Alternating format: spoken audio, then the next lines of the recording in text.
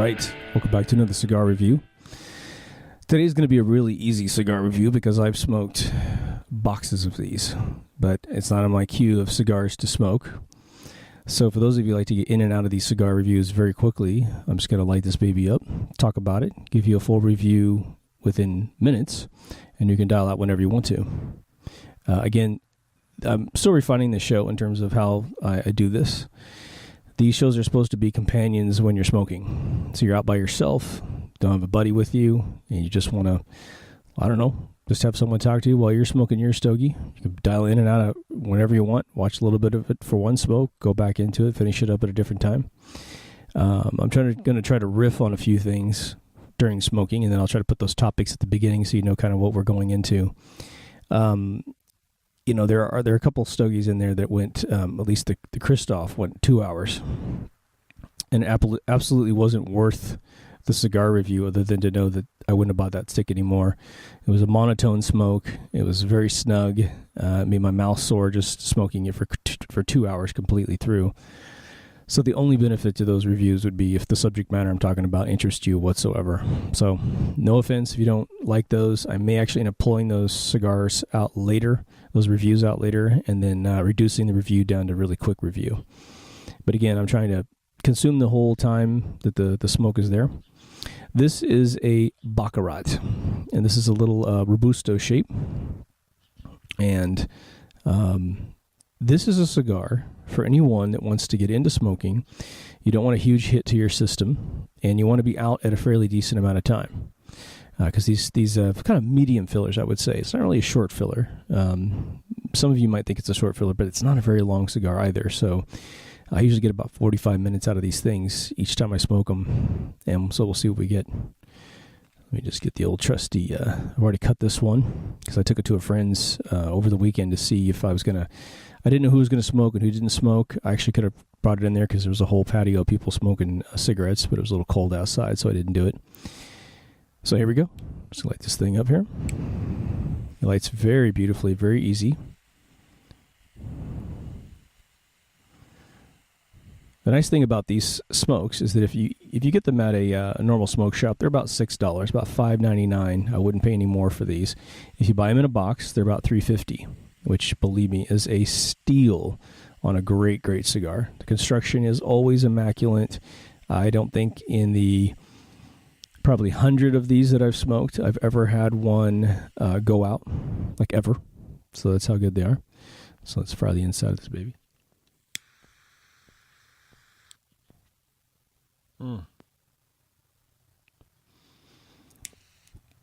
I don't know where I smoked this thing first. I honestly don't know. And I think it was maybe watching someone else review it, and they said it had a sweet wrapper to it.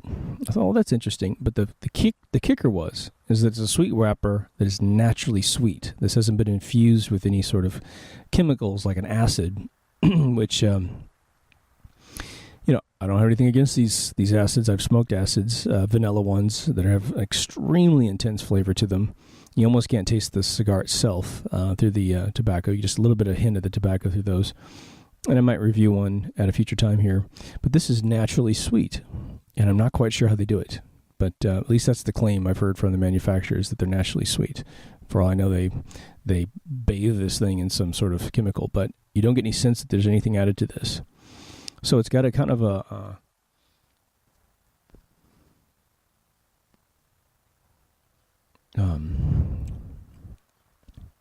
it's kind of an apple sweet, I guess you could say, without really being an apple piece of candy or anything like that. So don't take this too far. But it's just really nice feedback loop of sweetness for probably at least the half the stick. When it reduces out of the sweetness, because one, I think the sweetness is coming off the wrapper itself, or however it oxidizes or creates that flavor, by the time your mouth, pulls on it for quite a while, you've sort of, through moisture, just absorbed the sweetness off the wrapper. So it tends to lose that over time. And when the wrapper burns, I don't think you're really getting any of the sweetness through there. But the quality of the tobacco in it is excellent. So when it gets down to the tobacco flavor, it's great. These cigars have, I would say, about a medium body in terms of really good quality tobacco. Again, it's not quite like the super duper, $12, $13 plus sticks that have even more refined tobacco flavor. But again, you know what you're getting into and you want to buy those. But these are a fantastic buy that if you have a smoke shop and they don't carry these, and I've got several that don't have them, I have a liquor store that carries these. I would petition for them to get it because they're very inexpensive. A box is about $80 for, I think, 25. And just do your mouth on that. It's really inexpensive to get these sent to your home. But they're just beautiful sticks. And if you have buddies that you would like to have smoke with you, but they're not big smokers, and you have to teach them don't inhale, right? Because that's what they're going to get kind of wound up with some horrible tobacco dizziness and nausea, right? Because, again, you just want to make sure that your friends know how to smoke. Don't put them in a position of feeling scared of what you're doing, right? But this is a fantastic smoke. So I can guarantee you by the end of this, I'm going to give this thing, in terms of what it is trying to sell, which is a nice kind of medium burn in terms of length, and definitely zero strength, about medium body. This is a beautiful go-to cigar that you could smoke. So there's your review if you need to bug out real quick. I don't need to go through the different thirds of this thing because there are no transitions other than you lose the sweetness of the wrapper as we move forward here. So let's get going.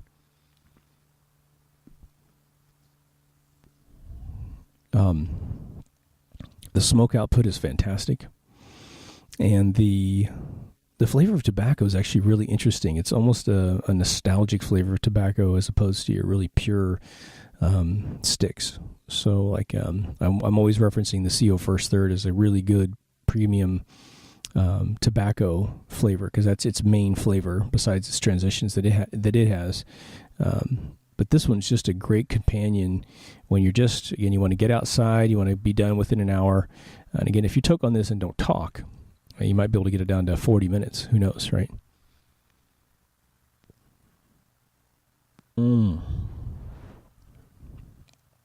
That's just fantastic. It's just a really, really solid smoke. The construction's fantastic.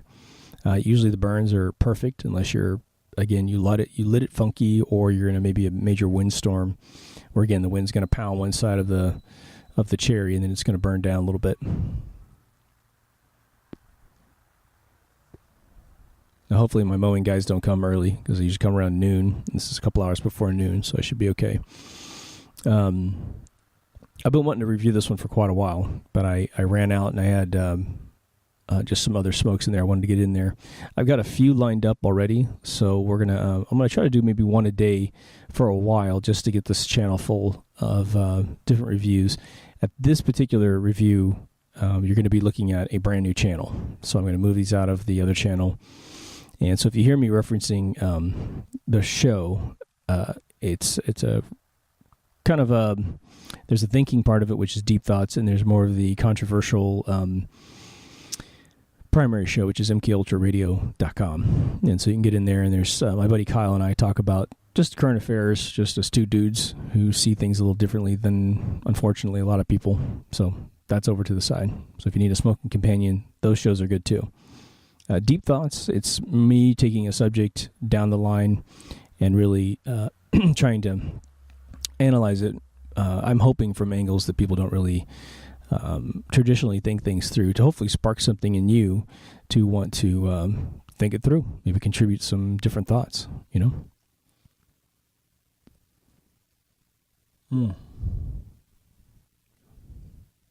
That's just fantastic. It's just fantastic. And I've just lit this, and I'm already down a centimeter on average here, so you can kind of see how it's pulling through fairly quickly.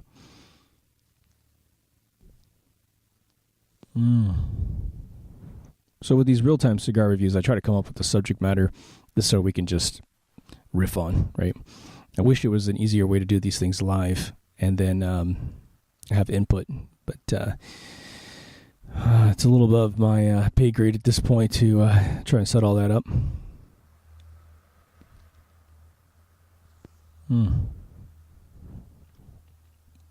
Again, just a really nice traditional smoke taste. And it's really hard to say because right now I have a lot of the sweetness from the wrapper in my mouth, so that's going to dominate my taste buds at this point for at least the first third, and then by the time I get down about the halfway mark of the smokable part of the cigar, it's going to get down to that tobacco flavor. So I'll try to report in to see if I can find anything other than just a great tobacco smoke. But again, this is the Baccarat. They come in all sizes. I've had these in massive gauges. So there's a 60 gauge as well. I bought a whole box on accident. I was like, why is this a little bit more money? Not sure. And they arrived and they were all sort of Toro size 60s. And so they were super duper thick and they smoke just beautifully. They do slow down a little bit, obviously, as the gauge gets a little bit wider, but not much.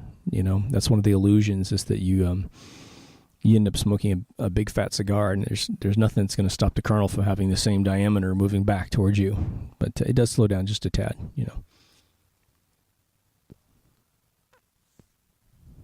I think in general, the bigger gauges kind of apply to kind of appeal to people who one, you're just looking for a change.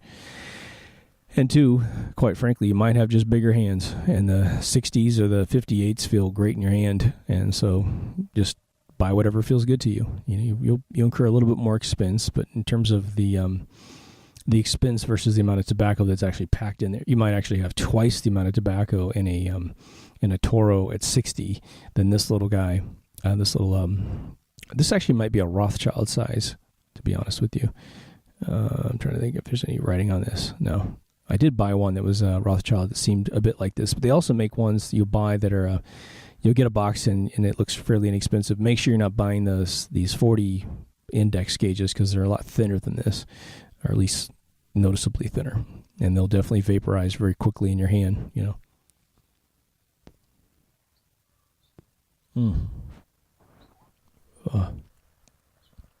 So I thought one of the subjects I might bring up, which might be just fun to listen to, and we've tried to do a show on this on our other show, but I lost the audio file, is ghosts. That'd be kind of interesting to go through that, because it's fascinating, the whole idea of ghosts, and that they're alluring ideas, and I think that ghosts come through different definitions and that kind of thing. And I think that the more it's funny, because at the party I took this cigar to actually have a smoke at, that I didn't end up smoking it, there was a woman there who was very, very into the paranormal, and she it's interesting listening to someone who completely believes everything, because I sort of think it's healthy to listen to someone who believes it all and just kind of say, okay, well, where are you drawing the lines in your mind, and what sort of evidence do you need to believe in something? And in almost every case, you have someone relying almost 100% off someone else's testimony about this, and then we simply reverse engineer the testimony to truth based on the credibility of the individual telling you the story,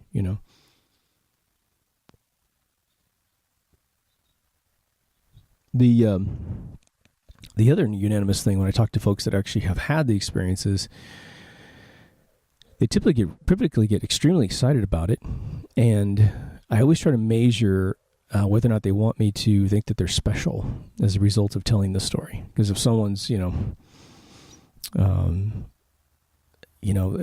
once in a while you'll just hear them say certain things like, I always have these, you don't, sort of the undertone, the subtext is that I have these experiences and you don't.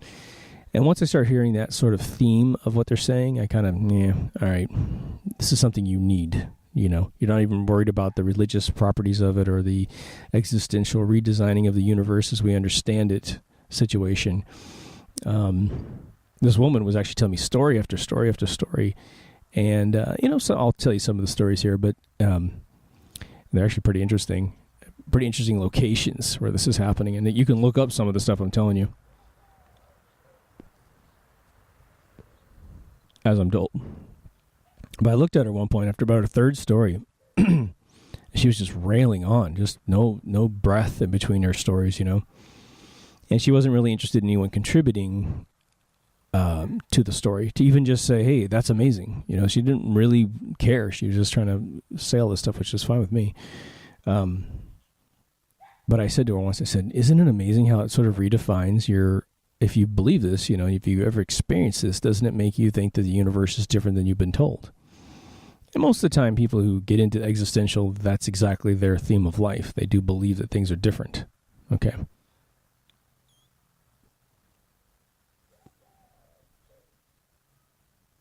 So anyway, she was telling me a story that there's a house for sale. This is the part you can look up. There's a house for sale on Malibu Beach, like on the beach. It's Malibu Beach is kind of rocky, so you don't usually have houses down on the water. So it's like sort of rocky beach. There's some sand there too, but it depends. And then there you have a highway, and then you have the homes that are right up against the highway. Still, you're the only thing between you and the ocean in terms of obstacles, so it actually works out pretty well.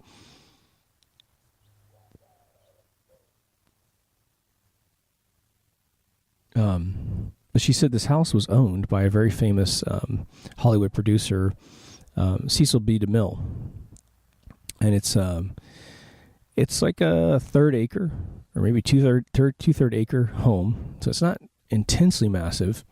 Really high ceilings in this place. It's all Spanish tiles, and it's sort of like a Spanish mission look, you know. And she said that this house had been owned by Cecil B. DeMille. I hope I'm saying his name right. And it does look like I need to correct this. And this thing's burning really fast, man. I'm almost at the 2/3 point here. I don't know what I did to make it do this. I just said I don't usually correct these, and here I go. On camera. This will be a really quick review. Be really cool. I won't push this one very far. But anyway, she said that this Arab family, Saudi Arabian family, had bought the home in the 90s, and they have this ritual that they like to do, which is they have this gentleman who cleans houses for a living. And I don't mean clean houses like the average super maid. He cleans houses like the woman in Poltergeist, where he goes in and he essentially resets the frequency in the home by playing music. And I guess this is his big thing is he plays piano. And he just plays and plays and plays for weeks. And they essentially put him in the house for a couple of weeks to a month to have him clean this place out. And I guess the story is that he's very sensitive to this energy, positive or negative, and he determines whether or not every room is clean. I don't get the sense this place has that many rooms beyond, you know, it's a $4.5 million home on the beach in Malibu, which, just for you guys, it's nothing. That's a nothing. That's $4.5 million in 2017, just so you know. But the story came in is that this guy had decided he couldn't clean this place.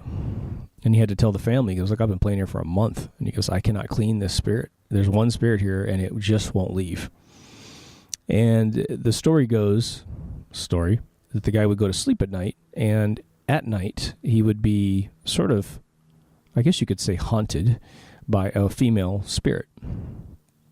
And he didn't have any, you know, it wasn't like one of these situations where he looked up all the history on the house because the internet wasn't booming at the time with every article of past, experiences. But he said that she would always tell him to leave, and that one particular night he dreamed that she scratched him really bad on his back, like really horrifically bad in the dream, and was telling him to leave. And then when he woke up, he did have sort of like, cat scratches on his back. All right. But he also had a girlfriend. This is where they did this really cool triangulation on the what I want to say, validity of the story, right? And she didn't believe anything her boyfriend did. In fact, I guess the story goes is that she would always accuse him of ripping these people off. And just so you know, in 2015 in LA, the idea of clearing a house or cleaning a house is actually very real in terms of the employment to do so. And a lot of these folks actually burn sage and do all these rituals, and they do these seances and all this. It's just as weird as you can possibly imagine it. It's actually a business here in Los Angeles. So that's a pretty good burn there. Oh my gosh, I'm almost halfway down. This video just got started. This will be the quickest burn on one of these I've ever had in my life.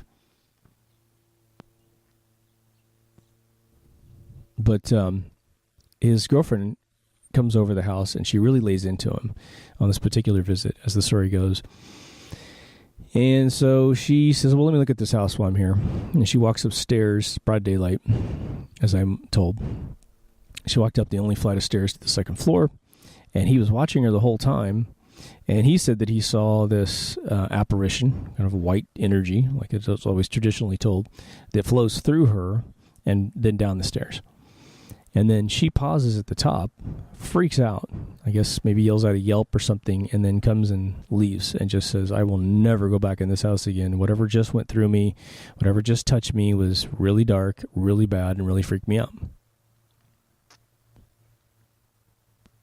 I guess from that point on in their relationship, she understood what he did for a living. But this particular house, they said that they couldn't clean. I guess there's been 3 families that have bought the home since the mid-'90s because the Arab family sold it immediately because they basically take it seriously, which is really strange because I've never heard of any Middle Eastern religions that actually talk about believing in spirits. They do believe that if you're photographed, that your soul is essentially stolen into the photograph, which is weird. I have a friend of mine that designs or has designed in the past for these individuals. He's very rich sheiks and he was never allowed to paint them into the painting, but he usually, as a property of scale, likes to show a human being just to say, okay, this is how big this is, And he would always have to paint the back of a man and with no face and very caricature-ish compared to this photoreal painting the rest of the job demanded, right? And, wow, this is just melting away. Anyway. So I guess 3 couples have moved through this home, and every single time the female divorces the male, and it's just taboo. You move in there with a really solid marriage. You could have a marriage for 20 years. Your wife's going to leave you, and obviously the insinuation is that this woman terrorizes the woman enough that she breaks up with the man, and everything's destroyed. So really interesting. So this house is for sale right now. I guess there's a flyby video of the whole home. So if you look up Cecil B. DeMille and look for a Malibu house for sale, you'll be able to find this house, and now you'll have the backstory of it that's probably not in the demo reel, right? But if you're a millionaire that wants to live in a haunted house, there you go. So beachside property for you. And again, that $4.5 million, it's almost inconceivable that it's so cheap. I've got friends with homes for sale in the Newport Beach area, and it's almost $20 million bucks. Strange. Much bigger than that home, but still, that's inland. With the view of the beach from very far away, as opposed to right on the beach in a name brand city such as Malibu, right? But she also told me that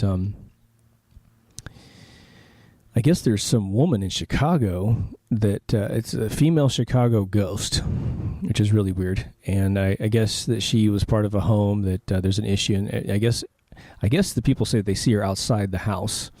And she's famous in that she will actually wave people down in their cars. This is where it gets into like total campfire story here. She'll hitchhike or something, and someone, of course, picks her up, and then she disappears from the car when the driver's looking in a direction where she's not in the line of sight. She just ends up disappearing in the car. And I guess there's a ton of people that have picked her up, and they've all reported in. Whatever. My take on ghosts is a little more simple. And that is that the people that have been smart enough before they die to tell their relatives that they would show up as a ghost if they could, like Houdini. Houdini, was obviously a brilliant man, escape artist. He told his wife that if there's any way possible that I can show you a sign from the other side of death, I will. And her whole life, she was very honest. She just goes, look, I never saw anything, I think John Lennon was recorded as saying that if he could, he would float across the room as a feather. And I guess if you own a bunch of down pillows, you could see John Lennon every day. But I just feel like ghost, as they're traditionally defined as this apparition thing that moves around the house, I don't know, I just think it would happen a lot more. And of course, because it makes for fun news and people could sell a lot of advertisements around it, you would think that if you could videotape these things all the time. And of course, there is a bunch of footage on the internet that claims to have this kind of footage, but it's always wonky, right? It's always, could be a special effect, could be double exposure. A lot of still photographs have claimed they've seen ghosts, and these little little balls of light. And if you guys are familiar with this, you'll know, but if you look a ball of light ghost, all these images are all over the internet, claiming to have taken pictures of ghosts, which we now know is when there's moisture in the air, digital cameras pound these with flashes, and the way that it actually happens on 35 millimeter too, but the way that light gets exposed as a molecule in front of the lens or on the lens, you see these things in your in your photos. And I've got friends who think, that's my cousin, that's my brother. Don't mean to take away anyone's belief in the afterlife, but I was at a party this year, and we're in LA, North Hollywood, and someone's taking photographs, and here comes a little ball in one of the digital cameras, right? I think it was someone's iPhone or something there, and then here comes the story that it's a bunch of, spirits and stuff. It just so happened to be raining that day. In Los Angeles, rain is very rare, so I said, well, they've really tracked this thing back to water molecules in the air. And, of course, the people want to believe are pissed off at me for saying that. And then the guy literally wipes his camera with his shirt, retakes all the photographs, and it's gone. And they were in every photograph up to the point he wiped off his camera. And then he was like, oh, I guess that's it. Of course, everybody in the room's like, don't tell me it's not real. Just because one anomaly doesn't work out doesn't mean it's not real. It's just maybe that particular one's not a good one. There goes the band. That was super fast, right? It's the fastest I've ever smoked one of these. Maybe my lungs are getting stronger. I don't know. In terms of taste, I still got the sweetness because it's going down quick. I don't know what to tell you. The tobacco is awesome in these things. It's like it's sort of a dry tobacco flavor, if you will, which, I don't know, it sort of has almost a savory tobacco flavor, like a salty tobacco flavor, but nothing salty. It's not like you're eating a tablespoon of salt or anything. But it's really nice. For those of you who've seen my deep thoughts on God at a bunch of our previous episodes, I've definitely had these visions of seeing people. And the two that really changed my life, one was just incidental and one was really intense, was, I apologize. If you watch everything I make, you're going to go, damn it, he's telling the story again. He just told it 2 episodes ago in his other series, since we're on the subject. The one I didn't say the other day was that when my grandmother passed away, my last surviving grandparent passed away, I was in my bed that morning, and I woke up, and it was just a normal kind of overcast day, and I felt, I closed my eyes, and I'd feel my grandmother kind of hovering over me, and it looked like the special effect when they put either a person or a doll or like some puppet or something underwater, and so all the cloth, is kind of flowing underwater, and then they expose it, and you have this sort of angelic looking person, look sort of like that. But the voice of my grandmother was saying, she said my name, and then she said, I just want you to know I'm on the other side and I'm okay. That's all she said. I don't know what time, but that was maybe like 10 or 11 in the morning. And I get up, and around 2 or 3 o'clock that night, that afternoon, my mom called me and told me that my grandmother passed away the night before. And I think I just told my mom, I know. She came to me this morning and told me she was okay. And, I didn't feel like writing a book about it or going on some show about it. It just was like, okay, that's how I believe the universe to work anyway. So there you go. I didn't see an apparition. I've never seen an apparition in my life, right? I've never, I don't think I've ever seen anything necessarily due to a ghost. Let's just put it that way. In the physical world, The one I've told many times is that I went to Disneyland once after I used to have a season pass. It's like 8 miles away from here. As a season pass, and the big thing to do is to go eat food and then go ride a couple rides and come home. That's it. When you got a season pass, what do you care? Parking's free, whole thing. Now season pass is over $1,000, which is nuts. It used to be $365 for the whole year, unblocked, right? But they're trying to thin the herd out at the park and make sure that the people that come are serious about the park, So they've raised the rates. But I met Imagineer a few days before. He's one of the oldest surviving Imagineers. I think he is the oldest one. He was 75 at the time. This is 2007. And a few days later, they had Imagineer Day at the park, which I was unaware of. And I go into the park. My girlfriend's got to go to the restroom, so I have to sit and huddle outside. And Walt Disney walks up to me in my mind's eye and says, with a cigarette in his hand, I swear to God, on this hand on the right side, your left, he said, Bob Gurr's over there. Why don't you go say hi to him? And it's Gurr. Let's look him up. He's got a Wikipedia page and everything. And he goes, he's right over there. Why don't you go say hi to him? Or he's here. Go say hi to him.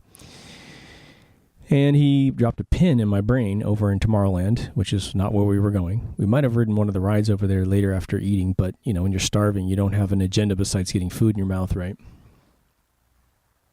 You get what's called hangry, right? Hungry and angry.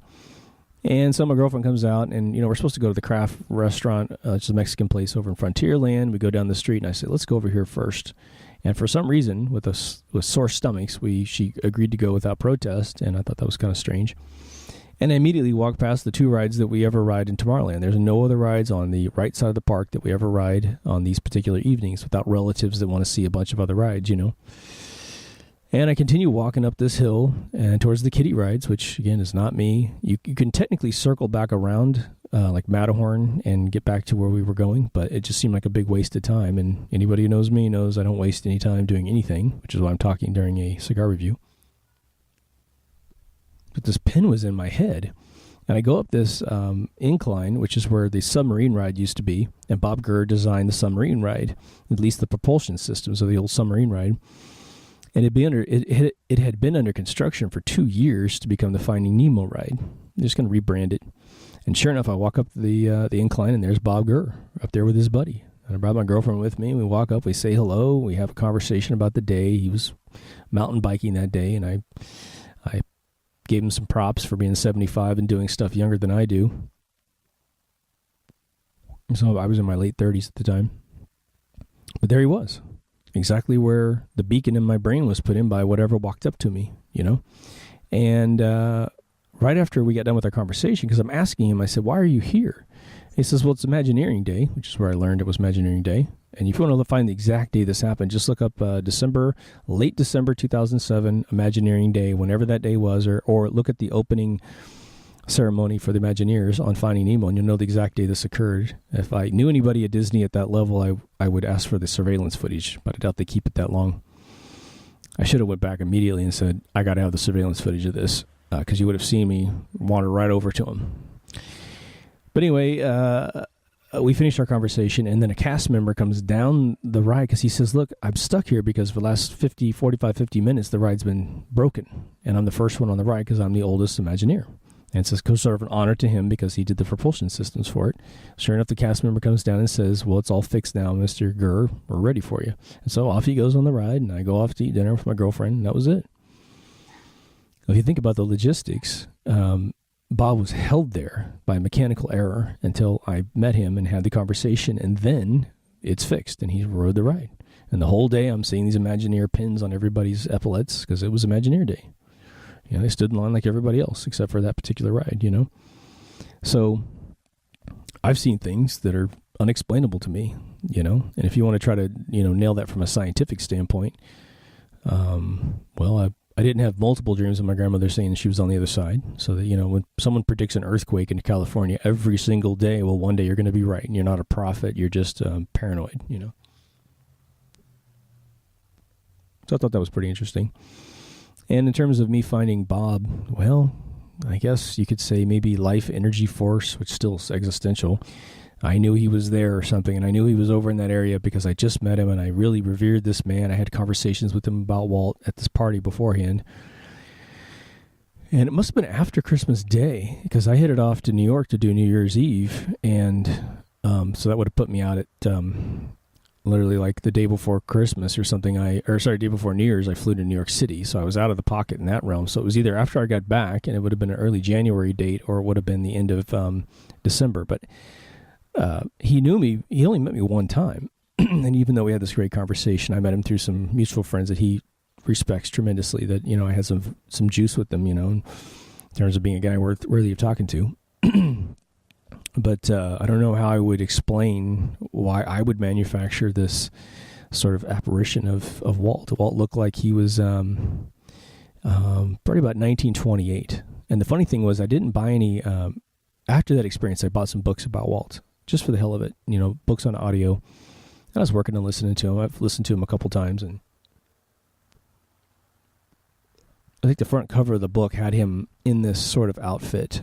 It wasn't exact or anything, but it was sort of in that era when he just landed here in California from Kansas or from Missouri, whatever, Kansas City, Missouri. I guess he was raised in Missouri, went to Kansas City, Missouri, then to Chicago, then to to California. So I think that was his journey. And I didn't really know much about the guy, to be honest. I mean, I know he made the park, and I knew that the Disneyland's the only park he's ever been to because he died before any of the other ones were built. But I don't know. I didn't feel like I had this. I feel like I have a kindred soul with him simply because I like the theme of what he was doing. You know, he was saying, look, rides are just rides. And he goes, I want to make a story around a ride, which will make the ride mean more to you. So Space Mountain, for instance, it's not a roller coaster inside of a building. It's one of the smoothest, fastest roller coasters on planet Earth. It is a journey to space. And, you know, you have all this crazy animation on the ceilings and stuff. So it's really, really pretty cool. So in terms of taking stories and trying to help people find morals inside stories that make their life better, I just think that's cool, you know? And consequently, one of the most successful video game companies in the world is down the street at Irvine, called Blizzard Entertainment, and their animators and their story designers go to Disneyland constantly. And so you'll walk into rooms inside their video game World of Warcraft, and you'll see Disney. You'll hear soundtracks that are exactly like the Haunted Mansion inside some of their rides. And they've made them from scratch, but they made them to emulate almost exactly the ambient sounds of the rides at Disneyland. So, you know, brilliant minds, we tend to grab the masters and try to understand them. And, you know, you'll tend to grow up with that same feeling your whole life that you want to make something great, you know. Yeah, this thing's getting down to the nub almost already. So I don't know if this is a smaller gauge than I normally get that I just didn't realize. Maybe the guy bought a smaller box. But this might be a Rothschild and not a Robusto. I think the Robustos are just a tad bit bigger. So it's an easy mistake when you order these things because you got a whole page of Baccarats at wherever you're buying yours, and you're looking at the price more than the size. So you can get sort of the smaller ones. But again, this is beautiful. I'm in and out very quickly. I don't know how long this review will be, but it's not going to be that long. Beautiful. But then there's the question of, like, why wouldn't they show up all the time if they existed? Why would it only be a few weird places in the world? You know, and of course, the romanticized story about ghosts is that they had a bad life here on Earth. And they're not released from the energy, which is sort of where the Poltergeist story went. Of course, Poltergeist from 1982 was actually based on lore that exists for thousands of years before. And so maybe there's some truth to that. Maybe someone is just unsettled and they're unwilling to go into the light, as they say, and they're off wandering around. You know, it could mean that, you know, even if you're murdered and there's a bad thing going on in your house, you're angry, somehow you made, you know, maybe 99.9% of all beings that ever exist, if that's true, they still manage to pull out and go into the light and go wherever we go. Renew. Who knows, right? The foot smoke, I mean, the smoke in general is just massive off this thing, which again, I've heard people apologize for liking smoke and cigars. They don't know why they like smoke and cigars. And I'm thinking, well, of course you know why you like smoke and cigars, because it smells great. You know, half the experience is the taste, but the other half is definitely the ambient smell of the cigar around you, you know, which takes you back to previous experiences in your own life, but also of smoking cigars, but also maybe being around old guys that you respected that smoked.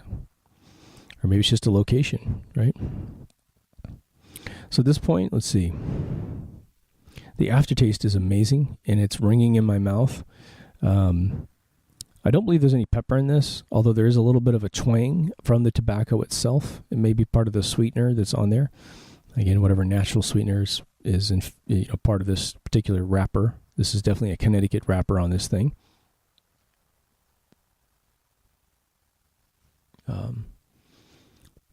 Just super pleasant. I'm always usually able to take this down about half an inch without any issues. It's starting to heat up on my fingers, but it's not heating up on my mouth.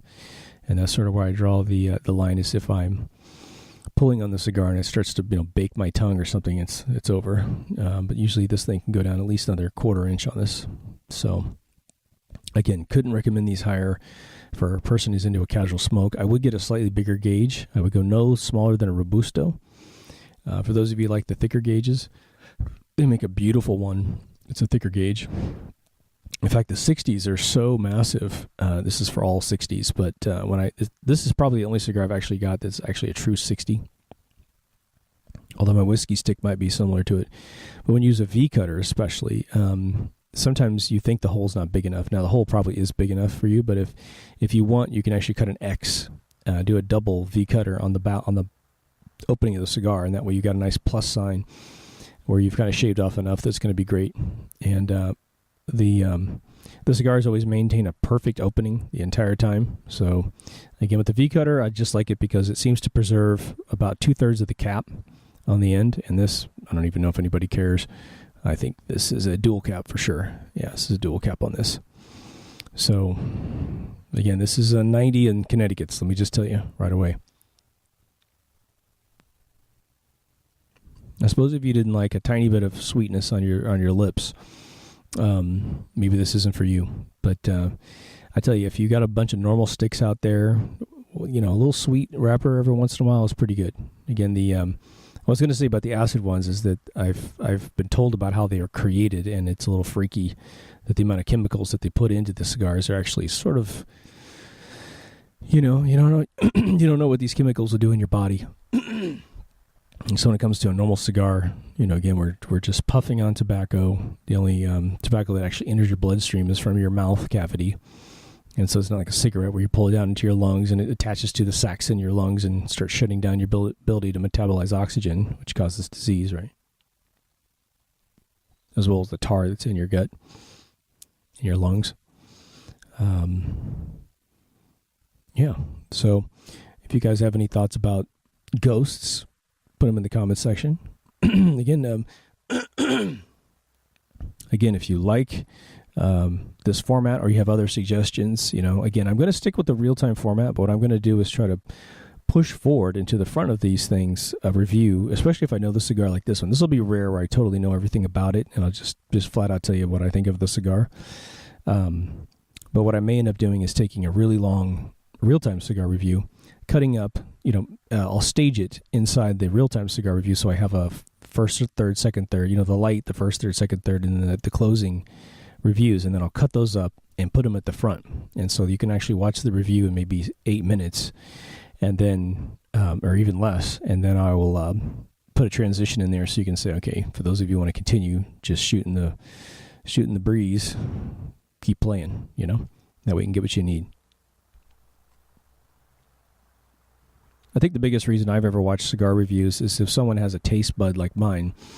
And I don't mean the ability to taste everything that's in a cigar, because I think only a few humans really know how to do that really, really well. It's just, if you happen to like the ones I like if you think the Baccarat's great and you hear me say that, then maybe you'll trust some of my other reviews on cigars. So we'll see.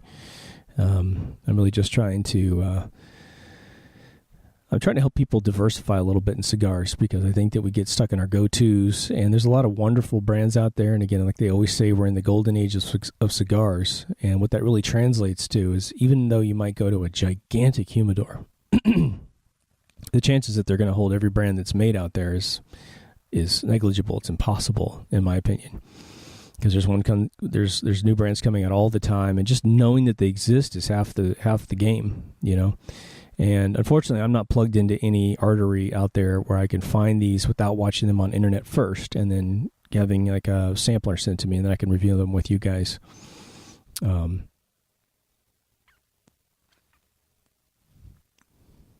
I think the other thing, again, the Christoph is the only one. It was the Criollo Matador. It was just really, really snug and weird, and it just didn't have a flavor that was of any interest to me, even though the beginning was really good. The beginning was really great, and it is, quite frankly, the only cigar that I think has outlived Olivia. I'll get to Olivias, but they're fantastic cigars too. But they do make varying levels of Olivias, so you have to be careful. The one I like is the full torpedo one, where it's sealed up on both ends. Pretty fat stick, at least like a 58, I think. And that thing will go forever and taste wonderful all the way to the last second as well. But we'll review one of those. But if you're just looking for absolutely a really long monotone stick with pretty much no strength to it and very low body, at least the Christoph Criollo Matador is for you. It's definitely one to keep you preoccupied for quite some time. So if you're just, I got a buddy who's my mechanic, and he does Rocky Patels all day. And he just likes to have one on him unless he's dealing with a flammable situation in a car repair. He just keeps them tucked away in his mouth all day, and he just really wants to be just have something while he's smoking. I could recommend the Christoph to him because he would be able to sit around for 2 hours easily. I did find that the band on the Christoph was probably the culprit of a lot of the firmness on the pack. And so when I should have just pulled that off immediately, might have helped things out a little bit. But it still stayed pretty damn snug. Again, my cheeks were sore after I was smoking that. But this is the Baccarat, Connecticut, and I'm pretty sure this was a Rothschild. I thought it was a little small when I put it in the little blister pack thing I carried to my buddy's house, because it was actually fitting the height of the container when it was really wide, and I thought, wow, that looks really short. So I usually get these in Robustos or bigger, but I usually buy them for myself too to save on the money. But as you can tell, this was a super duper fast smoke. I blathered on. This thing could have been consumed probably at least 5 to 10 minutes faster than I did it. But that's it for this review. Hope you enjoyed it. If you have any ideas for reviews, let me know. I don't have a P.O. box or anything anyone can ship a cigar to, but if anyone wanted to, I'd probably go get one, because I do have a place that has one. But I'm definitely looking for sticks. If you have a few out there, you can message me privately, and then we'll work something out where you can get one to me, and I can smoke yours that you have to make sure that you get the exposure that you deserve. All right, brothers. I'll talk to you later. Take care of yourself and somebody else. Over now.